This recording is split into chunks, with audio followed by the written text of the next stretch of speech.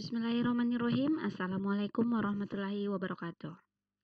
Halo teman-teman yang lagi persiapan untuk pendaftaran seleksi LPDP. Bagaimana kabarnya teman-teman?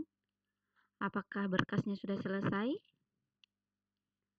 Oke, semoga semuanya dimudahkan teman-teman ya. Baiklah teman-teman, pada hari ini saya akan membahas atau sharing kepada teman-teman terkait program afirmasi ini untuk teman-teman yang mau mendaftar pada program beasiswa prasejahtera teman-teman ya. Seperti saya bilang sebelumnya di video sebelumnya bahwa jika teman-teman mau mendaftar, teman-teman harus perhatikan betul teman-teman mau mendaftar di program yang mana teman-teman ya. Jadi jangan salah pilih, harus baca baik-baik panduannya teman-teman ya. Oke, kita akan bahas tentang panduan beasiswa prasejahtera. Sebelum lanjut, jangan lupa share, like, dan subscribe teman-teman ya. Oke, langsung lanjut saja kita bahas teman-teman sama-sama ya. Jadi beasiswa prasejahtera itu teman-teman adalah program beasiswa yang diperuntukkan untuk kelompok masyarakat dari keluarga prasejahtera teman-teman ya, atau orang miskin yang untuk menunjukkan studi, maaf teman-teman ya. Jadi ini untuk keluarga yang prasejahtera atau orang miskin untuk melanjutkan studi jenjang pendidikan magister. Jadi ini untuk keluarga yang kurang mampu teman-teman ya. Jadi kalau teman-teman merasa dirinya tidak termasuk dalam golongan kurang mampu, jangan sekali-kali mendaftar pada beasiswa prasejahtera teman-teman ya. Atau siapa tahu nanti teman-teman mengatakan bahwa oh saya berasal dari golongan tidak mampu. Nah itu tidak bisa semata-mata teman-teman mengatakan seperti demikian ya, karena untuk yang mendaftar pada keluarga prasejahtera itu harus dibuktikan dengan dokumen teman-teman ya. Oke, selanjutnya kita lihat jadi apa itu beasiswa prasejahtera. Jadi beasiswa prasejahtera itu adalah beasiswa yang ditujukan, ini sama saja seperti yang dibahas sebelumnya ya. Jadi beasiswa prasejahtera itu adalah beasiswa yang ditujukan untuk masyarakat dari keluarga miskin atau prasejahtera yang ingin melanjutkan pendidikan ke jenjang magister atau S2 dalam ataupun luar negeri sesuai dengan ketentuan LPDP. Jadi ini untuk beasiswa prasejahtera hanya untuk perguruan tinggi sampai magister teman-teman ya. Jadi tidak ada tidak ada untuk yang doktoral teman-teman ya. Jadi hanya bagi teman-teman yang mau melanjutkan studinya ke jenjang magister, baik itu di dalam negeri maupun di luar negeri. Nah, seperti apa skemanya? Nah, jadi skemanya sama saja dengan beasiswa yang lain pada umumnya ya. Yang pertama, beasiswa prasejahtera itu disediakan untuk jenjang pendidikan magister, 1 gelar atau single degree dengan durasi pendanaan studi paling lama 24 bulan. Jadi ini untuk 24 jadi ini program belajarnya selama 24 bulan teman-teman ya, atau 2 tahun. Nah, ini khusus yang durasi pendanaan sesuai dengan program studi psikologi. Jika teman-teman mau mengambil program psikologi profesi, itu bisa melebihi 24 bulan, tapi disesuaikan dengan masa studi yang ditetapkan dalam kurikulum program studi tersebut. Nah, untuk durasi pendanaan studi sebagaimana yang dimaksud tidak termasuk matrikulasi bahasa. Sama seperti kemarin yang beasiswa afirmasi yang daerah afirmasi, itu tidak termasuk matrikulasi bahasa ya. Jadi untuk ya pokoknya yang afirmasi itu mereka berhak untuk mendapatkan program pengayaan ya, namanya matrikulasi bahasa. Selanjutnya, pendaftar BPI Prasejahtera yang telah mempunyai dan mengunggah LOA wajib memilih satu perguruan tinggi dalam maupun luar negeri sesuai dengan daftar perguruan tinggi LPDP. Jadi teman-teman ini bagi yang punya LOA ya, wajib memilih satu perguruan tinggi dalam maupun luar negeri. Tapi teman-teman harus sesuai dengan daftar yang ditentukan sama LPDP teman-teman ya. Nah, selanjutnya pendaftar BPI kelompok prasejahtera yang belum, ini dia yang bagi yang belum memiliki LOA teman-teman ya. Dia wajib memilih 3 perguruan tinggi tujuan dalam negeri ataupun luar negeri yang ada dalam daftar perguruan tinggi LPDP. Jadi bagi yang belum, dia boleh memilih 3 perguruan tinggi teman-teman ya. diberi keringanan untuk memilih 3 perguruan tinggi tujuan dalam negeri ataupun luar negeri yang ada dalam listnya LPDP. Jadi teman-teman ya, bagi yang belum mengetahui apa saja sih perguruan tinggi dalam negeri ataupun luar negeri yang menjadi mitranya LPDP, nanti saya akan kasih linknya di description box teman-teman ya. Kemudian yang keenam, pendaftar BPI Prasejahtera yang ditetapkan lulus seleksi sebagai calon penerima beasiswa dapat mengikuti program pengayaan. Ini teman-teman ya, asiknya bagi yang lulus bisa mengikuti program pengayaan. Ini asiknya kalau beasiswa afirmasi ya, sangat diberikan keringanan dan sangat banyak keuntungannya teman-teman ya. Jadi untuk teman-teman yang dari keluarga prasejahtera ataupun dari daerah afirmasi, pokoknya yang daerah afirmasi itu sangat diuntungkan teman-teman. Jadi teman-teman punya harapan yang besar untuk bisa mendaftar beasiswa dan bisa melanjutkan perkuliahan teman-teman. Nah, untuk komponennya sama saja teman-teman ya, ada biaya pendidikan sama dengan reguler, cuman bedanya di program beasiswa afirmasi itu dia punya biaya pengayaan. Jadi teman-teman akan diberikan pengayaan atau matrikulasi bahasa biasanya 3 bulan atau 6 bulan, dan itu bagusnya karena teman-teman sudah dibiayai biaya kursusnya, dan juga teman-teman akan mendapatkan biaya hidup bulanan teman-teman ya. Nah, apa saja sih persyaratan umum dari beasiswa prasejahtera? Jadi ini syarat umumnya teman-teman ya, warga negara Indonesia. Nah, ini sudah pasti ya. Kemudian telah menyelesaikan studi D4 atau S1. Kemudian pendaftar yang telah menyelesaikan studi S2 tidak diizinkan mendaftar pada program beasiswa magister. Jadi kalau teman-teman sudah S2, sudah selesai S2, teman-teman tidak bisa lagi mendaftar program S2 lagi. Nah, untuk beasiswa afirmasi yang prasejahtera ini tidak ada yang doktoral ya. Jadi hanya sampai pada magister. Kemudian bagi pendaftar lulusan luar negeri, pada jenjang pendidikan sebelumnya wajib melampirkan hasil penyetaraan ijazah. Nah, untuk yang lulusan luar negeri IPK-nya wajib dikonversi teman-teman ya. Nah, ini lamannya teman-teman.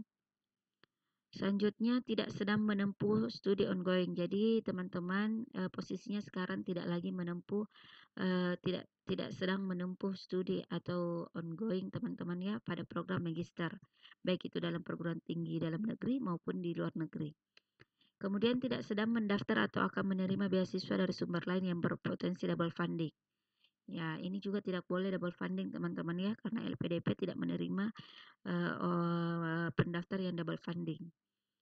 Kemudian pendaftar yang melampirkan LOA unconditional dengan waktu studi yang tidak sesuai dengan ketentuan LPDP, maka dia wajib melampirkan surat keterangan penundaan perkuliahan program studi dari perguruan tinggi yang diunggah bersamaan dengan LOA.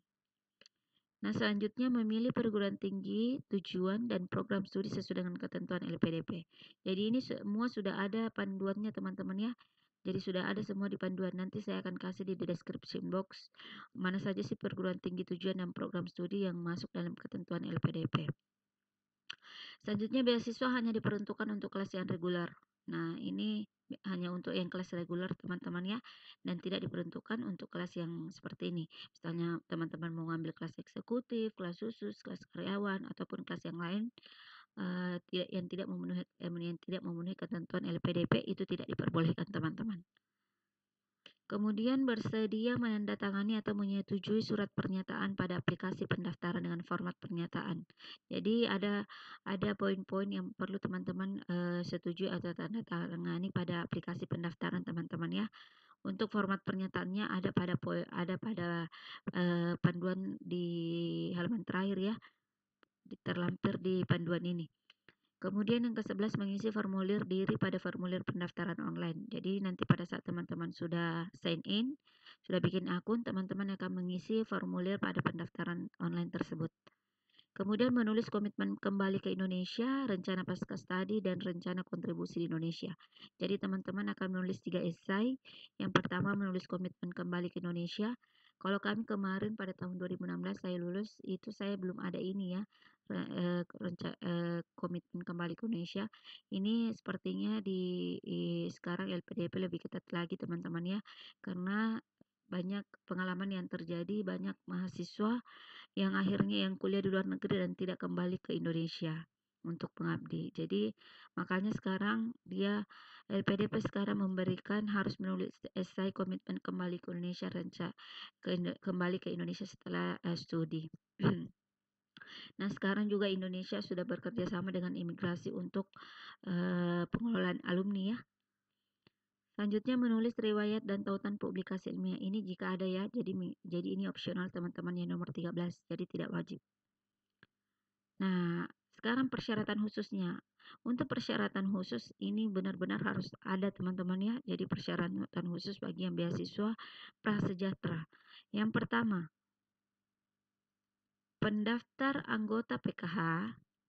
Pendaftar merupakan anggota penerima program PKH atau penerima bantuan pangan non-tunai atau bantuan sosial tunai dan atau penerima bantuan iuran PBI yang dibuktikan dengan KTP, kartu keluarga dan dokumen pendukung bukti sebagai penerima PKH, BPNT, BWST, dan atau PBI yang dibuktikan dengan screenshot yang menunjukkan pendaftar atau keluarga inti sebagai penerima bansos dari website.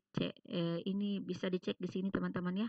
Jadi teman-teman, ini yang saya bilang di awal ya. Jadi bagi teman-teman yang mau mendaftar BPI untuk beasiswa yang prasejahtera, teman-teman harus punya ini teman-teman yang pada poin pertama. Jadi tidak bisa asal-asalan bahwa oh saya termasuk beasiswa saya mau mendaftar beasiswa prasejahtera karena saya termasuk golongan yang prasejahtera. Padahal itu tidak bisa asal-asal teman-teman ya, karena teman-teman harus memberikan bukti pendukung kalau teman-teman memang berasal dari keluarga yang prasejahtera.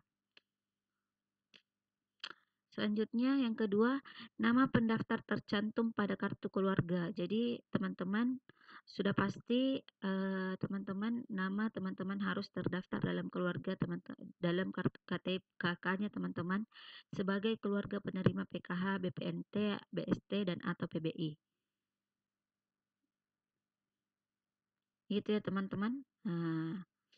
Jadi kalau misalnya nama teman-teman tidak terdaftar di situ, berarti nanti teman-teman tidak memenuhi syarat untuk mendaftar pada beasiswa program ini ya. Kemudian diutamakan bagi pendaftar yang merupakan anggota pertama di keluarganya yang mendapatkan gelar S1 dan atau pertama di keluarganya yang mengejar gelar magister dibuktikan dengan kartu materai keluarga dan surat pernyataan bermaterai dari pendaftar. Nah, ini ada surat pernyataan yang teman-teman harus buat lagi ya. Jadi ini ada formatnya semua teman-teman ya. Selanjutnya bersedia menandatangani atau menyetujui surat pernyataan pada aplikasi pendaftaran saat akan melakukan submit. Nah, selanjutnya ini untuk batas usia pendaftarnya paling tinggi 42 tahun teman-teman ya. Per 31 Desember. Jadi kalau misalnya teman-teman usianya 43 itu tidak bisa mendaftar teman-teman ya.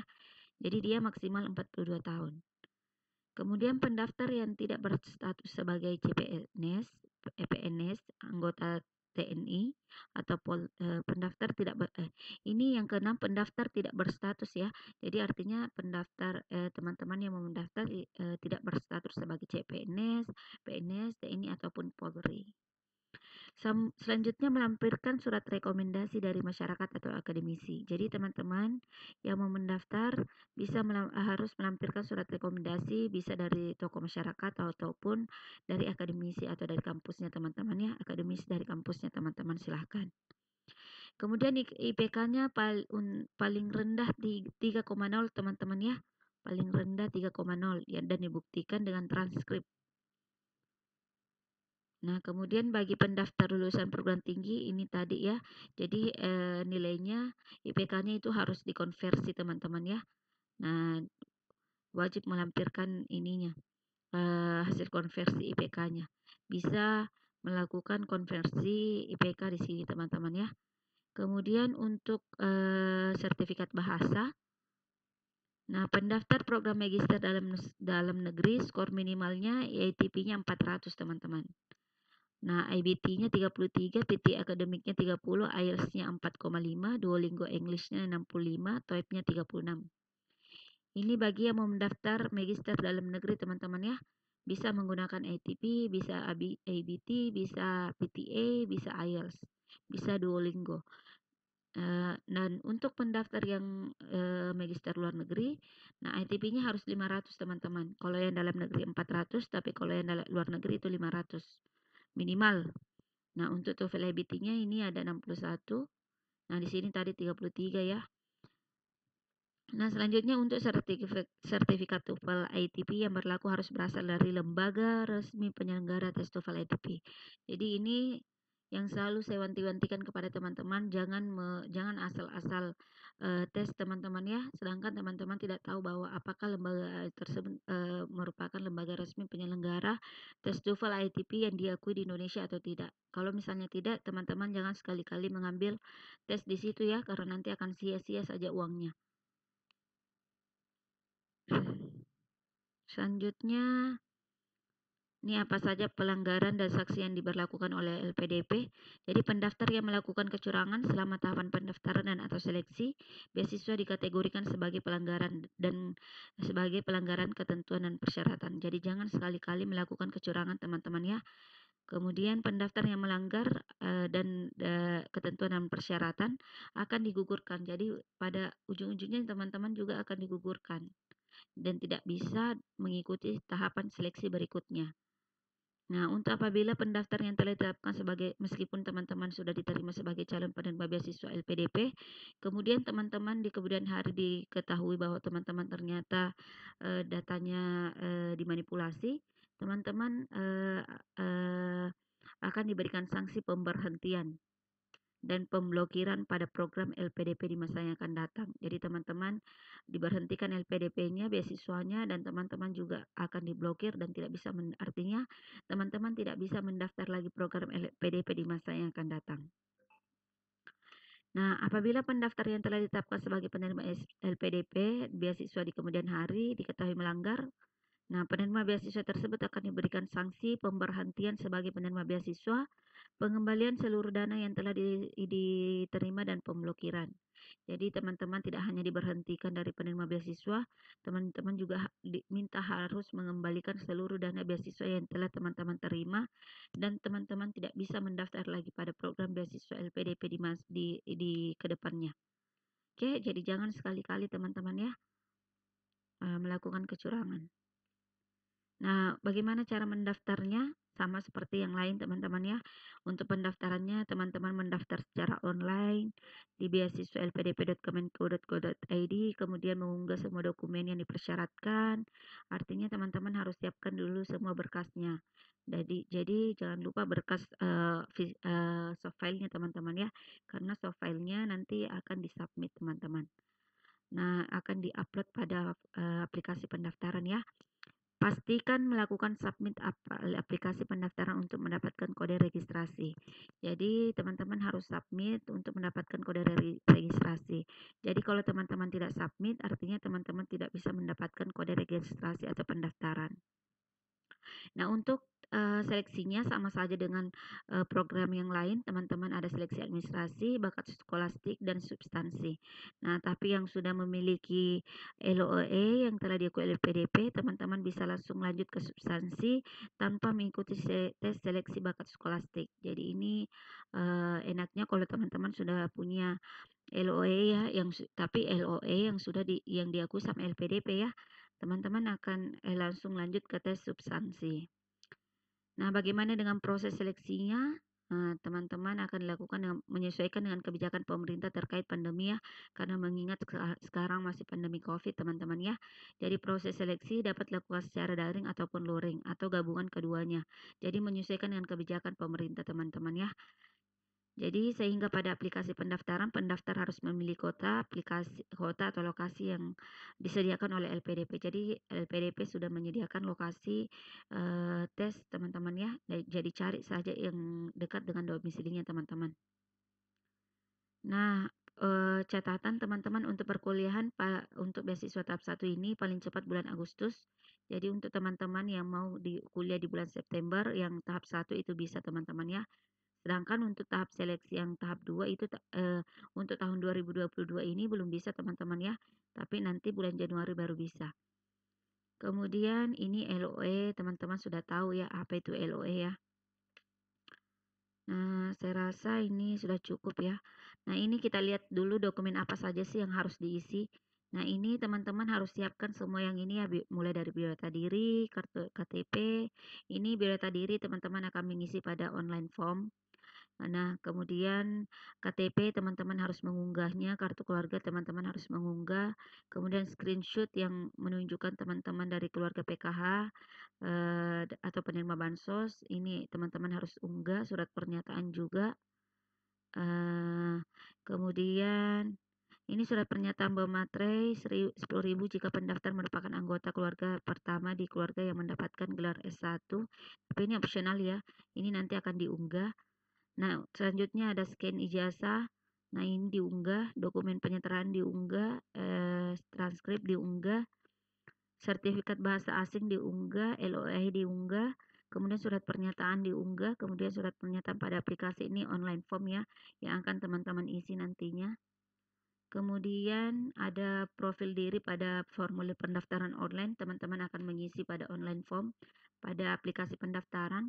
Kemudian komitmen kembali ke Indonesia ini juga ada, teman-teman akan mengisi pada online form yang ada pada aplikasi pendaftaran. Nah, ini catatan penting. Dokumen surat rekomendasi screenshot penerima bansos dan surat pernyataan sebagai anggota keluarga pertama di keluarga yang mendapatkan gelar sarjana harus diterbitkan pada tahun 2022 teman-teman. Jadi teman-teman kalau misalnya teman-teman punya dokumen di tahun 2021 artinya teman-teman harus perbaharui ya karena yang diterima adalah diterbitkan pada tahun 2022. Jadi ini semua dokumen yang harus teman-teman siapkan ya sebelum mendaftar. Kemudian seperti apa format komitmen kembali ke Indonesia. Jadi ini format esainya teman-teman. Jadi itu formatnya katanya 1.500 sampai 2.000 kata. Jadi jangan di bawah 1.500, jangan juga di atas 2.000 kata teman-teman ya. Jadi deskripsikan dalam tulisan secara jelas dan konkret tentang tema di atas. Nah, ini contoh surat rekomendasi teman-teman ya. Jadi jangan membuat surat format rekomendasi sendiri.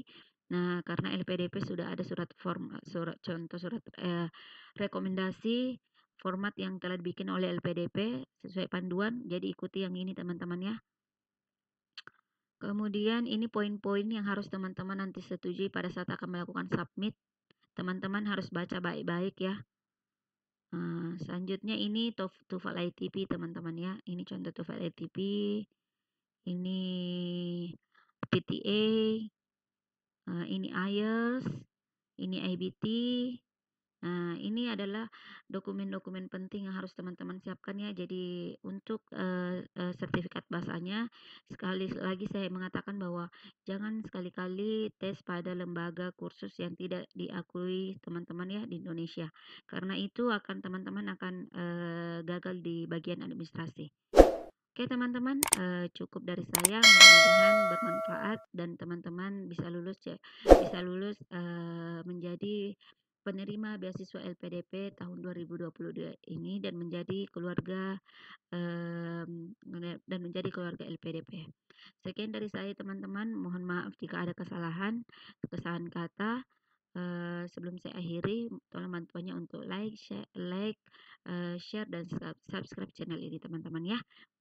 Terima kasih.